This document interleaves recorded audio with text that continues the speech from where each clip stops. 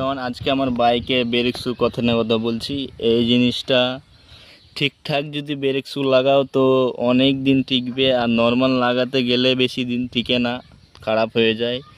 তো যার R15 bike আছে, ভার্সন 3 ভার্সন 4 এম যার আছে, তার ঠিকঠাক ব্রেক শু লাগাবে, তাহলে সব জিনিসই ঠিক থাকবে। আর আমার চাকার কথা বলবে না, আমার চাকাটা অনেক দিন আগে ক্ষয় হয়ে গেছে। এখন তো চাকাতে আমার পাম্প নেই, দেখো হাত দিয়ে টিপানো যাচ্ছে, এখন জিরো, মানে পাম্প বলতে কিছু নেই। তো আমার বাইকে যদি বয়স বলতে চাই, বাবা এটা ফেটে গেছে নাকি, ও না দাগ পড়েছে। বাইকের বয়স বলতে গেলে 3 থেকে 4 বছর, 4 বছর রানিং চলছে, 4 বছর রানিং হয়ে যাবে।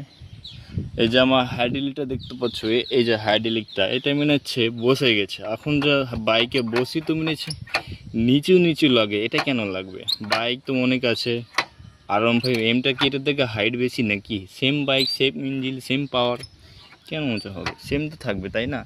তো আমার বাইকে একটু প্রবলেম আছে, প্রবলেমটাকে সারাতে হবে। তো বাস এগুলো বলার ছিল। আসসালামু আলাইকুম।